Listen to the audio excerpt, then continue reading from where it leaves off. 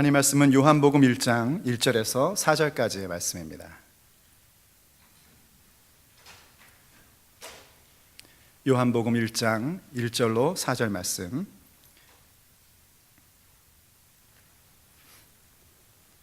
제가 받들어 봉독하겠습니다. 태초에 말씀이 계시니라. 이 말씀이 하나님과 함께 계셨으니 이 말씀은 곧 하나님이시니라. 그가 태초에 하나님과 함께 계셨고 만물이 그로 말미암아 지은 바 되었으니 지은 것이 하나도 그가 없이는 된 것이 없느니라. 그 안에 생명이 있었으니 이 생명은 사람들의 빛이라. 아멘. 이 말씀이 오늘 여러분 가운데 임재하기를 먼저 축복합니다. 우리가 교회를 다니면서 믿음을 갖는다, 신앙생활을 한다 하는 얘기를 하는 것은 뭘 말하는 거냐면 오직 예수 그리스도를 영접함으로 혹은 믿음으로 하나님의 자녀가 됨을 믿는 것입니다. 이 진리의 명제를 내가 어떻게 받아들이냐에 따라서 나의 믿음의 현 주소가 나오게 되어 있습니다. 만약 이 말이 오직 예수 그리스도를 영접함으로 혹은 믿음으로 하나님의 자녀가 됨이라는 얘기가 그냥 늘 교회에서 하는 얘기고 나하고는 별로 상관이 없다 하는 식으로 들려지고 있다면 그거는 본인만이 알죠. 그렇다면 만약 그런 분이 교회를 10년, 20년, 30년 다녔고 교회에서 직분을 받았고 심지어 그가 목사일지라도 그는 예수와는 아무 상관이 없는 사람입니다. 그는 그리스도인이라고 얘기할 수 없습니다. 그렇지만 만약 오직 예수 그리스도를 믿음으로 하나님의 자녀가 됨이라는 그 말씀을 딱 들었을 때 그렇지, 그래서 내가 예수님을 믿어서 하나님의 자녀가 됐잖아 하는 것을 알고 있다면, 그렇게 단순하게 받아들이고 있다면 그분은 분명히 거듭나신 분입니다. 하나님의 자녀가 된 겁니다. 그렇지만 그분이 정말 믿음에 있어서 하나님 앞에 성숙한 자녀로서 가업을 이어갈 수 있는 자녀가 되었느냐 안 되었느냐는 아직 알 수가 없습니다. 무엇으로 알 수 있냐면 그 진리의 명제의 7가지의 단어, 오직, 예수, 그리스도를 영접함 혹은 믿음으로 하나님의 자녀가 됨이라는 이 단어 하나하나 속에 들어있는 의미가 무엇인지, 그게 뭘 말하는 건지 얼만큼 알고 있는지 그 정도만큼 우리는 성숙하고 성장한 예수의 사람이 되어 있는 겁니다. 정말 그 얘기는 하나님을 알미라는 것에 대한 핵심적인 얘기입니다. 그리고 그 얘기는 하나님을 알기 때문에 하나님과의 사귐이 무엇인지를 분명하게 말할 수 있는 가장 중요한 일입니다. 그래서 그것을 내가 어떻게 이해하고 있고 얼만큼 믿고 있는지를 늘 점검하며 사는 것이 예수 믿는 사람의 지혜로운 방법입니다. 중요한 건 뭐냐면 예수 그리스도를 영접함, 곧 예수 그리스도를 믿음이라고 얘기할 때에 도대체 예수님의 뭘 믿느냐 하는 겁니다. 예수님의 무엇을 믿는 것이 정말 중요한 것일까 하는 것을 생각하고 그것을 믿는 자가 되어야 합니다. 정말 뭘 믿어야 되는가? 이 하나님을 알미라는 어떤 그 설교의 부담을 한 10년 전부터 갖고 있었던 저에게 갖도록 해줬던 그 신학자 중에 제임스 패커라는 신학자가 있습니다. 이 교수님은 뭐라고 얘기하냐면요, 이런 얘기를 합니다. 사람들이 정말 예수를 믿는데 가장 힘든 건 뭐냐면 그분이 하나님으로서 사람이 되었다는 것, 그것을 믿는 것이 가장 큰 난관이다라고 얘기를 합니다. 그 얘기는 정말 맞는 말입니다. 사람들이요, 뭔가 예수를 믿음에 있어서 진지한 마음을 갖고 있는 일반적인 사람들은 무엇 때문에 사실 예수님을 못 믿냐면요, 이런 것 때문에 못 믿습니다. 예수를 믿으면 죄사함 받는다 하는 얘기가 도대체 와닿지 않는 겁니다. 어떻게 2000년 전에 로마의 사형틀에서 죽은 사람의 죽음이 오늘 나의 죄를 해결해 줄 수 있느냐라는 겁니다. 일리가 있는 얘기죠.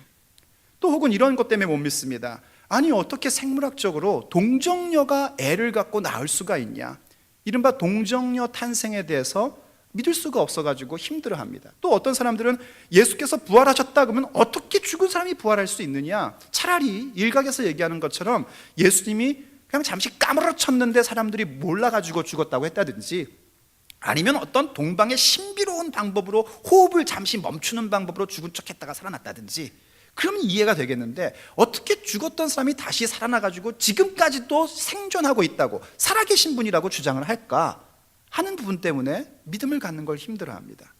어디 그것뿐이겠습니까? 어떤 사람들은요, 성경에 나와 있는 예수님이 행한 기적에 대해서 도대체 이해할 수 없다고 얘기합니다.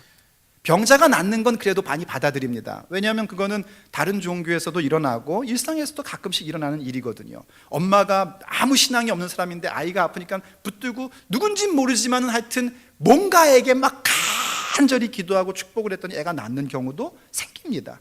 그래서 그거는 인정을 하는데, 이 예수님께서 뭐 무리를 걸었다는 거예요. 물리적으로 불가능한 일 아닙니까?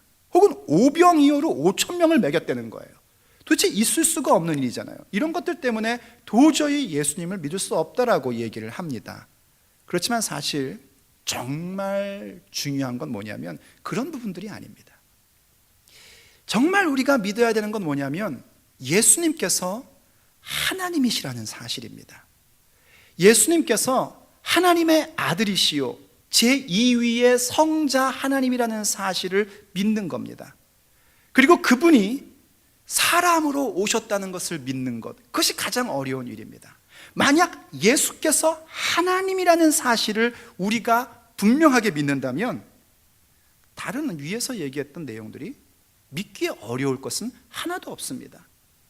아니, 천지를 창조하신 분이 동정녀에게 말미암아 아기가 나오게끔 하는 게 왜 어렵겠습니까? 지금 사람들도 뭐 세포 하나 가지고도 뭘 만든다 이런 얘기들 하지 않습니까? 그건 아무것도 아닙니다. 전능하신 하나님이 무리를 걷고 오병이어로 사람을 먹이는 것도 아무것도 아닙니다. 생명의 주가 부활하시는 것은 당연한 일입니다. 정말 우리가 예수님에 대해서 믿어야 될 것은 뭐냐면 예수님이 하나님이라는 사실이고, 성경의 표현을 하자면 예수님이 하나님의 아들이고, 신학적으로 얘기하자면 예수님은 제2위의 하나님이신 성자 하나님이시다 하는 부분을 믿는 겁니다. 성경은 사실 뭘 얘기하고 있냐면 바로 그 부분을 우리에게 가르쳐주고 있는 겁니다. 특별히 신약의 성경과 신약의 성경은 구약에서 예언했던 바로 그분이 예수님이시다 하는 사실을 얘기해주고 있어요. 예수님이 하나님의 아들 곧 그리스도이신 것이고, 그분에게 생명이 있고 그분을 믿음으로 말미암아 우리가 생명을 얻게 된다는 사실을 계속해서 얘기하는 게 성경의 내용입니다. 특별히 요한복음은요, 그걸 아예 노골적으로 이렇게 얘기한 적이 있습니다. 요한복음 20장 31절 말씀 같이 한번 보시죠. 오직 이것을 기록함은 너희로 예수께서 하나님의 아들 그리스도이심을 믿게 하려 함이요 또 너희로 그 이름을 힘입어 생명을 얻게 하려 함이니라 하고 얘기했습니다.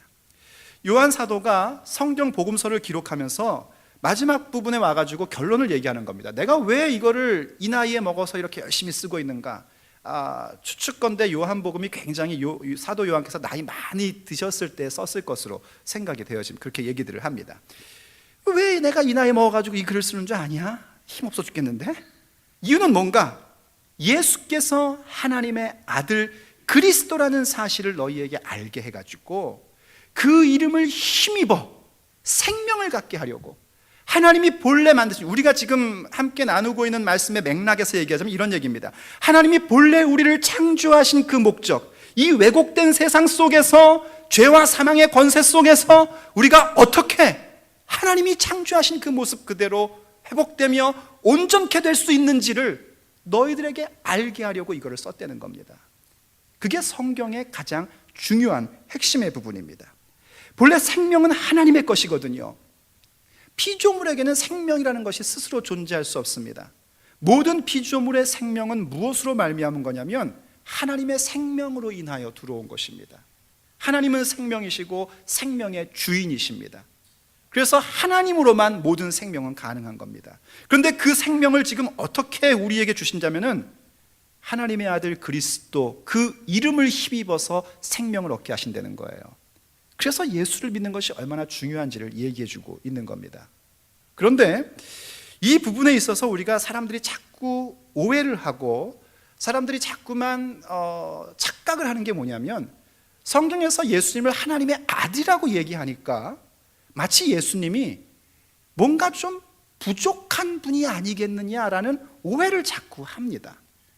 이 하나님의 아들이라는 표현을 이해시키기 위해서 요한복음은 사실은 처음부터 계속해서 하나님의 아들이 무슨 의미인지를 얘기를 해주고 있는데 어떤 오해들을 갖고 있냐면 하나님의 아들이니까 이거는 하나님과는 좀 못한 다른 존재라는 생각을 하는 겁니다. 현대에서는 어떤 이단들이 그런 가르침을 가지고 주장을 하냐면 여러분 잘 아는 여호와의 증인들이 그렇게 얘기를 합니다. 이 여호와의 증인이나 혹은 또 그 원니스라고 해가지고요, 그 일신교라는 게 있습니다. 그런 걸 믿는 또 교회가 있어요. 그런 종파가 있어요. 그런 사람들이 얘기하는 건 이런 겁니다. 그들이 처음 얘기하는 것이 아니라 초대교회 때부터 상식적으로 알고 계십시오. 아리우스파라는 사람들이 그런 주장을 했는데 이런 얘기를 한 겁니다. 예수님은 모든 피조물보다 가장 뛰어난 분인 것은 맞다. 하지만 아버지 하나님과는 전혀 같지 않고 동등할 수 없는 그런 존재다라는 주장을 한 겁니다. 그럴 때 그들은 뭘 생각하는 거냐면 그래야 하나님이 유일하신 분이라는 겁니다. 착각하고 잘못 알고 있는 겁니다. 자기들이 생각하는 유일신의 개념을 생각하는 것이지 하나님이 하나님 당신 자신을 나타내 보여주는 유일신의 개념이 뭔지를 전혀 생각하지 못하는 겁니다. 그런 것을 오해하고 있는 대표적인 종교는 뭐냐면 유대교와 회교입니다. 그들은 기독교를 향해서 너희들은 일신교가 아니라고, 유일신교가 아니라는 겁니다. 착각하지 말라는 겁니다. 하나님의 유일성이라는 것은 숫자적 한계의 개념이 아니라 좀 영어식으로 얘기하면 원니스의 개념이 아니고요, 소울니스입니다. 오직 그분이라는 얘기입니다. 오늘 삼위일체에 대한 얘기를 할 건 아닙니다. 다음에 할 거지만 우리가 그래도 잠깐 얘기하자면 이런 겁니다. 우리는 유일하신 아버지와 아들과 성령을 유일한 하나님으로 믿는 겁니다. 아버지와 아들과 성령은 각각 인격적으로 완전하신 분이신데 그분들의 특징과 그분들의 신성, 하나님의 성품과 그분들의 계획과 그분들의 일하심에 대해서는 전혀 충돌이 없는, 또 영어 한 번만 더 할게요, one substance로, 동일한 본질로서 하나이신 분입니다. 이 부분들은요, 세상 어떤 것으로도 비교할 수 없는 내용들입니다. 왜냐하면 왜곡되어 있는 이 세상 속에서는 하나님의 그 귀하신 특징을 설명할 수 있는 것이 아무것도 없기 때문입니다. 그래서 혹 여러분들이 어디 가서든지 삼위일체에 대하여 무엇에 비교하면서 설명하려고 그러면은 저기에는 맹점이 있다 하는 것을 늘 염두에 두고 들으셔야 됩니다. 삼위일체는 설명에 대한 부분이 아니라 하나님이 하나님 당신 자신을 나타내 보여주신 성경을 가지고 우리가 그렇구나 하고 배우며 그리고 믿어야 할 고백의 부분입니다. 중요한 건 뭐냐면 예수님께서 하나님의 아들이라고 얘기할 때 성경이 본래 얘기하고 싶은 것은 하나님의 아들은 곧 하나님이다 하는 얘기를 하고 싶은 겁니다. 그런데 성경시대 사람들이 이거를 어떻게 오해했냐면 유대인들은 하나님의 아들이라는 용어를 잘못 사용하고 있었습니다. 어떤 식으로 생각했었냐면 자기들의 정치적인 해방을 줄 오실 메시아에 대한 다른 호칭 정도로 생각을 한 겁니다. 그래서 문제가 됐고요. 또 그 시대에 주된 문화를 이루고 있었던 그리스 로마 신화 여러분 많이 들어보셨죠? 그리스 로마 문화 속에서는 하나님의 아들이라는 것은 신과 인간 여자 사이에 낳은 어떤 초인적인 존재, 그래서 신들의 아들들, 그런 표현들이 많이 사용됐었던 겁니다. 그러니까 예수님을 그런 정도로 자꾸 생각을 하는 거예요. 예수님에 대한 독특한 그 하나님 되심을 설명하기 위하여, 성부와는 분명히 구별되신 하나님인 걸 얘기하기 위해서 하나님의 아들이라는 용어를 쓸 때 사람들은 자꾸 자기들의 문화와 자기들의 처지에 맞추어서 깎아내려 생각을 한 겁니다. 그래서 요한복음은 뭘 하고 있냐면, 그 앞에서 이 지금 요한복음 20장, 좀 전에 읽었던 20장 31절에서 얘기하고 있는 예수께서 하나님의 아들 그리스도라는 표현을 해주기 위해서 이 하나님의 아들이라는 게 뭔가 하는 것을 요한복음 전체에서 계속해서 설명해 주고 있습니다. 그 얘기의 결론은 뭐냐면 하나님이라는 겁니다. 그래서 요한복음은 아예 처음 시작부터, 오늘 우리가 본문으로 잡고 읽었던 처음 시작부터 바로 그 예수께서 하나님이라는 사실을 얘기하는데, 특징은 뭐냐면요, 아들이라는 표현을 한 번도 쓰지 않고 이 이야기를 시작을 합니다. 아직 예수님이라는 얘기도 한 번도 하지 않고 이 얘기를 요한복음 1장 1절에서 4절까지 얘기를 하는 겁니다. 그래서 뭘 얘기하는 거 아니? 이 본문을 얘기하면서 아들이라는 표현 이전에 말씀이라는 것을 가지고 얘기를 합니다. 한번 1장 1절을 다시 한번 같이 보시죠. 우리 같이 한번 읽어보겠습니다. 시작. 태초에 말씀이 계시니라. 이 말씀은 하나님과 함께 계셨으니 이 말씀은 곧 하나님이시라. 아멘. 이게 얼마나 어마어마한 고백인가. 우린 늘 읽었으니까 그냥 그런가 보다 싶은데요, 이거는 어마어마한 얘기입니다. 왜 어마어마한 얘기냐면, 태초에 말씀이 계시니라 하는 엄청난 성경의 통찰력을 가지고 얘기를 하는 겁니다. 이 얘기를 딱 듣는 순간 우리가 흔히 구약 성경이라고 얘기하고 있는 히브리 성경을 읽어본 사람들은 아하! 이런 감탄이 나오는 얘기입니다. 왜 서냐면 이 말씀이 어떻게 돼 있었냐면요, 창세기 1장 우리가 예전에 봤던 것처럼 하나님께서 이르시되 뭐뭐뭐뭐뭐 하라, 있으라 하시니까 그대로 있으니라 하고 나옵니다. 하나님의 실제적 행동과 사건의 능력이 바로 이 말씀인 겁니다. 그래서 이 말씀이 모든 창조 이전에 존재했던 영원한 존재라는 사실을 성경 자체가 얘기해주고 있는 겁니다. 그래서 태초에 말씀이 계시니라 하는 얘기 속에서는 이 말씀의 영원성, eternity, 그 영원성을 우리에게 얘기해주고 있는 거예요. 말씀이 사람이 나오는 그 얘기가 아니라, 사람이 기록한 문자가 아니라, 모든 만물이 시작되기 이전에 하나님이 계실 때에 함께 계시던 바로 그러한 존재라는 것을 얘기를 해줍니다. 그러면서 뭐라고 얘기해요? 이 말씀이 하나님과 함께 계셨대요. 함께 계셨다라는 얘기는 뭘 얘기하는 거냐면 인격성을 얘기하는 겁니다. 그냥 단순히 하나님의 말이었다는 얘기가 아니라 하나님과 함께하는 존재였다는 겁니다. 말씀의 인격성, 말씀의 personality라고 그럴까요? 그걸 지금 얘기를 해주는 겁니다. 이건 굉장히 중요한 부분인데, 여기서 무엇이 나오냐면 하나님과 말씀 사이에 어떠한 공동체적인 모습이 묘사가 되는 겁니다. 함께 존재한다 하는 겁니다. 제가 여러분을 지금 엄청나게 이것에 들어오게끔 꼬시고 있는데 꼬임을 당하시기를 축복합니다. 하나님과 말씀 사이에 함께하고 있다, 공동체다, 인격이다 하는 걸 얘기하는 거예요. 말씀이 그냥 우리처럼 말에서 나와서 없어지는 추상적인 개념이 아니라 인격이란 말입니다. 그리고 뭐라고 얘기합니까? 그 다음에 곧 이 말씀은 하나님이다 하고 말씀의 신성이라는 건 영어권들 divinity라는 말 이해합니까? divine nature, godlike nature 이해되죠?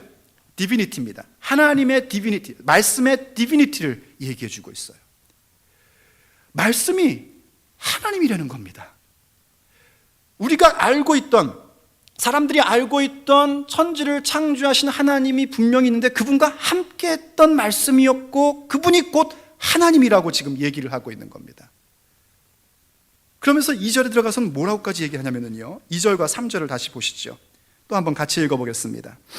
그가 태초에 하나님과 함께 계셨고 만물이 그로 말미암아 지은 바 되었으니 지은 것이 하나도 그가 없이는 된 것이 없느니라. 아멘. 여기 만물이 그 또 뭐 그가 없이는 해서 그가 누군지는 알겠죠. 그건 국어입니다. 그냥 그거는 말씀입니다. 일단 이전에 들어와가지고 그가 태초에 하나님과 함께 계셨다는 부분을 한 번 더 강조합니다. 말씀이 하나님과 함께 계셨대요. 하나님의 공동체성을 굉장히 지금 강조해주고 있습니다. 그 이유는 왜 그런지 좀 있으면 말씀드릴 거예요. 그가 함께 했고 그가 뭘 했냐면 만물을 지으셨다는 겁니다. 천지를 창조하는 창조주란 말입니다. 그 말씀이 창조주래요. 그렇게 우리에게 지금 설명을 해주고 있는 겁니다. 그럼 우리가 하나 딱 떠오르면서 이해가 되는 게 뭐냐면 그겁니다. 아, 왜 하나님이 천지를 창조하실 때에 하나님 당신 자신을 가르쳐서 우리라고 하셨을까 하는 게 이해가 돼가는 겁니다. 창세기 1장 26절과 27절에서 이렇게 얘기하셨죠. 하나님이 이르시되, 사람을 창조하실 때 얘기입니다. 우리의 형상을 따라 우리의 모양대로 우리가 사람을 만들고 그들로 바다의 물고기와 하늘의 새와 가축과 온 땅과 땅에 기는 모든 것을 다스리게 하자 하시고, 하나님이 자기 형상 곧 하나님의 형상대로 사람을 창조하시되 남자와 여자를 창조하시고. 아멘. 하나님이 뭐라고 하셨냐면 우리의 형상과 우리의 모양을 따라서 사람을 만들자는 거예요. 그래서 우리의 형상과 우리의 모양대로 만들어진 존재가 뭐냐면 사람인데, 그 사람은 남자와 여자라는 존재로 만들어졌단 말입니다. 남자와 여자가 하나님의 형상을 닮았고 모양을 닮았다는 것은요, 옛날에는 그저 우리의 이 눈, 코, 입이 하나님 닮은 거 아닐까? 뭐 혹은 우리가 뭐 이렇게 물건을 만들고 인벤트하는 뭐 그런 개념들, 그런 어떤 능력이 하나님 닮은 거 아닐까? 이렇게만 생각을 했었습니다. 그런데 성경에 대한 연구와 계시가 계속적으로 하나님께서 쏟아부어 주시는 은혜 가운데 하나님의 형상과 모양을 닮은 것을 따라서 사람을 만드셨는데 남자와 여자를 만드셨다는 그 개념 속에서 무엇을 깨닫게 되냐면, 우리가 하나님을 닮은 건 다른 게 아니라 하나님의 우리됨, 하나님에게만 있는 그 독특하고 완전한 공동체성이 사람 가운데에 나타나 있다는 겁니다. 그걸 뭐라고 하냐면 부부라고 얘기를 하는 겁니다. 그래서 창세기 기사를 보면 이렇게 나오죠. 남자가 부모를 떠나 여자와 만나 한 몸을 이룬다라고 얘기합니다. 그 한 몸의 개념, 분명히 개별된 인격체인데 하나가 되는 그 모습 속에 우린 뭘 상상할 수 있냐면 하나님의 삼위가 어떻게 일체인가 하는 것을 예측할 수 있습니다. 근데 사실 그것도 예측이 안 되는 이유는 왜 그러냐면 현재의 부부라는 것은 타락하고 왜곡된 개념 속에서의 부부이기 때문입니다. 우리가 창조의 목적대로 있는 부부가 아니라 죄와 사망으로 말미암은 왜곡된 부부의 관계로 있으니까 살다가 어떻게 돼요? 전 인간이랑 내가 살아야 되나 말아야 되나 이런 생각을 하는데, 하나님의 공동체성 속에서는 그런 것이 없단 말입니다. 그래서 이제 지금은 부부 속에서도 하나님의 공동체성을 찾을 수가 없어요. 단지 짐작을 하는 것뿐입니다. 이해가 되십니까? 바로 이러한 하나님, 왜 하나님이 우리라고 하셨는가? 우리가 지금 배운 걸로 하자면 아버지 하나님과 말씀이신 하나님이 함께 사역을 하시니까 우리의 형상과 우리의 모양대로 사람을 만들자 하고 말씀하실 수 있다는 겁니다. 물론 여기에 하나 더 들어가야 됩니다. 하나님의 영, 성령이 들어가야 됩니다. 그래서 우리가 흔히 창조 사역과 새 창조에 대한 하나님의 창조와 그리고 타락한 이 세상 속과 왜곡된 삶 속에서 하나님의 구속의 역사를 통하여 새 창조를 만드시는 그 일들에 대하여 삼위의 하나님이 어떻게 일하시는가 하는 명제를 이렇게 표현합니다. 잘 들으십시오. 성부께서 선언하시고 성자께서 성취하시며 성령께서 완성하신다 하는 선언을, 이걸 우리가 흔히 신학적 선언이라고 얘기합니다. 아버지께서 선언하시고 아들이 성취하시며 성령께서 완성하신다 하는 표현을 사용하는 겁니다. 자, 중요한 건 뭐냐면 말씀이 천지를 창조하신 창조의 하나님이라는 겁니다. 이해되십니까? 이 부분을 지금 요한복음 1장 2절 3절이 분명하게 우리에게 얘기를 해주는 겁니다. 말씀은 추상이 아니라 인격이고, 말씀은 피조가 아니라 창조의 하나님이시고, 말씀은 다른 개념이 아닌 하나님의 신성을 갖고 있는 신성이신 하나님이시고, 그리고 그 말씀이 바로 천지를 창조하신 하나님이다 하는 걸 분명하게 얘기를 합니다. 그러면서 4절에서 뭐라고 얘기하는가? 4절을 또 한번 같이 읽어볼까요? 시작.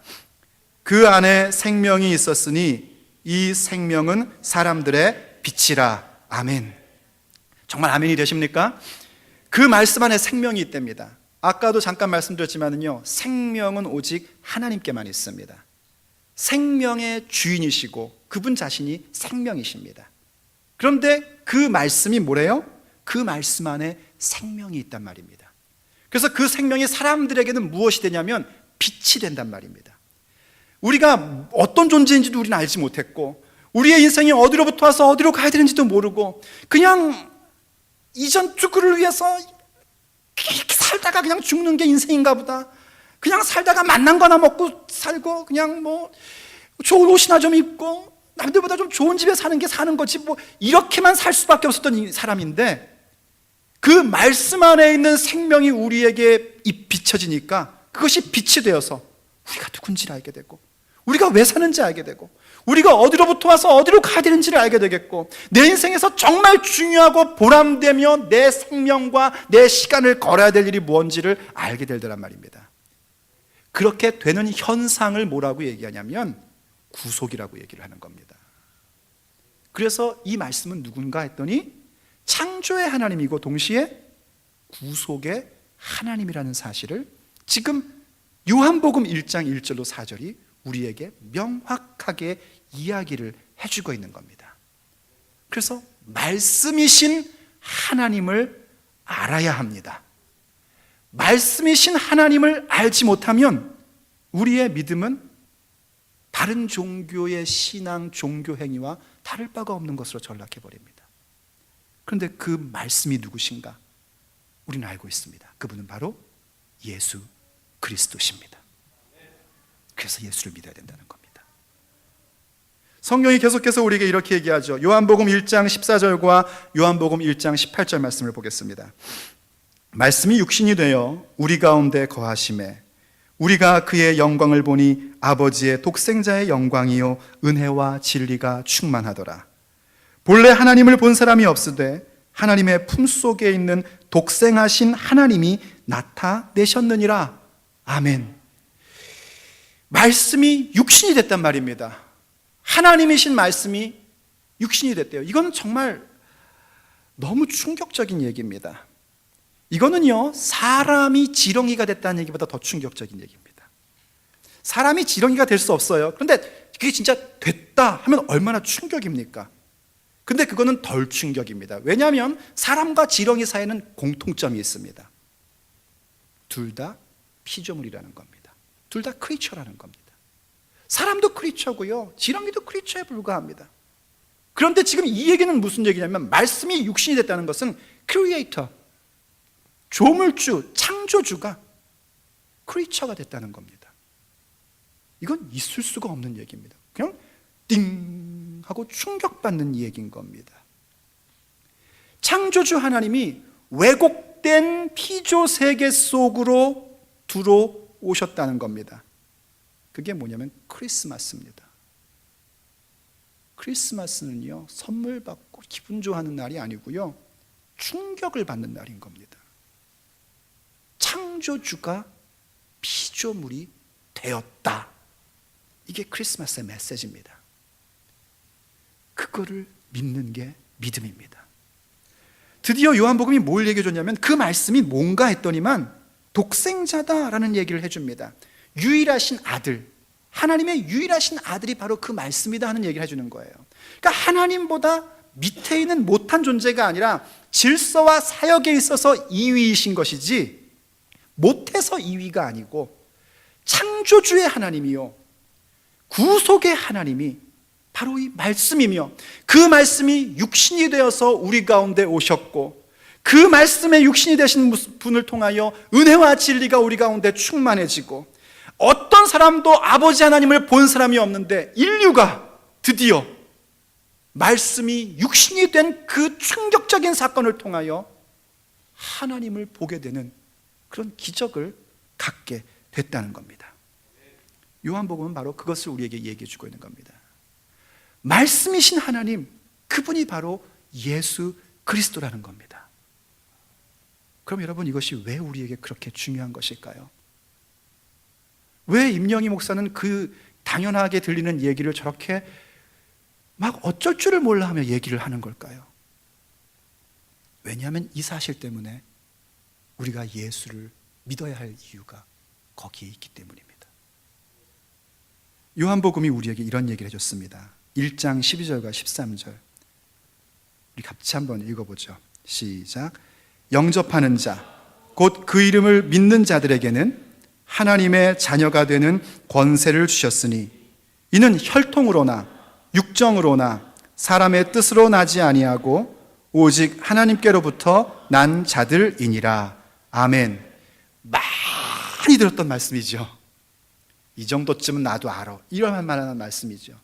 그런데 이 말씀이 무슨 얘기인지 이제는 아시겠습니까? 누구를 영접하는 자인가? 그냥 아무 생각 없이 예수님이 십자가에서 죽으셨대, 엄청나지 않아? 야, 그렇게 엄청나게 맞고 엄청나게 피를 흘렸는데 그게 나를 위해 죽으셨다는 감정적인 차원이 아니라 누구를 영접하는 거냐면 말씀이신 하나님, 그분이 육신이 되어 주신 분, 그분을 영접한다는 겁니다. 예수께서 창조의 하나님이고 구속의 하나님이라는 사실을 영접한다는 겁니다.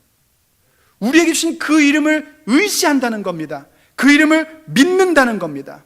죄로 말미암아 왜곡되어 있는 이 세상 가운데에 하나님의 은혜로우심과 자비로우심이 말씀이신 하나님이 육신이 되어 오신 것을 말미암아 나타나고 있고, 그것을 통하여 새로운 창조를 만드시는 삼위 하나님의 계획들을 우리가 영접한다는 겁니다.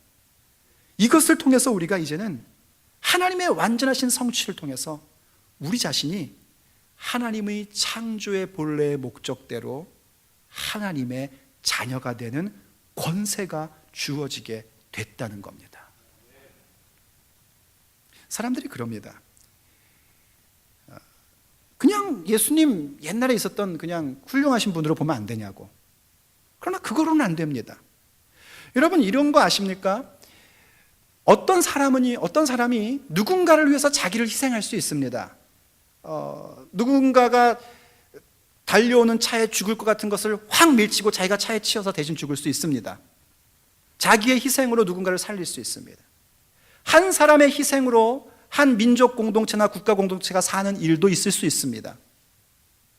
그것과 예수님의 죽음의 희생과 무엇이 다른지를 아셔야지 됩니다. 사람이 사람을 위해서 희생해서 죽는 것은요, 그 상대의 육체의 생명을 더욱더 연장시켜주는 일이기 때문에 그것 역시 참 귀한 일입니다. 그렇지만 그 혜택을 입은 자가 정말 변화된 삶을 살지는 알 수가 없고요, 그 희생한 사람이 그 사람의 변화를 위해서 어떤 일도 해줄 수가 없습니다. 그리고 역시 그 혜택을 받은 사람도 언젠가는 육체의 죽음을 가질 수밖에 없는 겁니다. 더 중요한 건 뭐냐면 그의 희생이 본래 우리가 가지고 있어야 될 창조의 목적의 회복을 줄 수 없습니다. 이유는 왜 그러냐면 그 희생한 사람도 역시 우리와 똑같은 피조물이기 때문입니다. 누구의 희생만이 우리를 죄와 사망의 권세에서 건지고 창조의 목적으로 회복시켜 줄 수 있는가? 오직 창조의 하나님, 구속의 하나님만이 우리에게 그것을 해주실 수 있는 겁니다. 그런데 예수가 바로 그 말씀이신 하나님이란 말입니다. 그러니 그 희생을 어떻게 사람의 희생과 비교할 수 있겠습니까? 사람의 희생도 참 소중한 것이지만 거기에 넘어서서 예수 그리스도의 희생은 창조의 하나님, 구속의 하나님이 우리를 살리기 위하여 육신이 되었고 자기를 주셨다는 겁니다. 그래서 예수님을 믿는 것만이 구원이 되는 겁니다. 이건 우리의 아집이 아닙니다. 기독교의 교만이 아닙니다.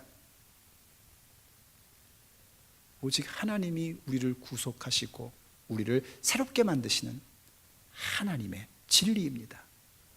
사람들이 자꾸 그래요. 그냥 예수님이 공자나 소크라테스나 혹은 또 누가 있어요? 하여튼 마호메트나 이런 사람들처럼 그냥 성인이었다, 귀한 그런 거룩한 사람이었다, 그런 거는 인정을 해주겠다는 겁니다. 하지만 자꾸 니들이 예수님을 하나님이라고 얘기하는 거는 그건 좀 너무한 거 아니냐라고 얘기를 합니다만, 사실 그건 우리들의 얘기가 아니라 성경이 얘기하고 있는 바요, 예수님 당신 자신이 직접 예수님 자신이 하나님이심을 증거했던 바입니다. 그렇다면 괜히 기분 좋게 예수님을 성인으로는 받아주겠다 하고 선심 쓰듯이 말하면 안 됩니다. 둘 중에 하나입니다. 예수님은 사기꾼 미치광이든지 아니면 정말 하나님이시든지. 이거는 절대절명의 질문입니다. 예수님이 나에게 누구신가? 그분은 말씀이신 하나님이십니다. 기도하겠습니다.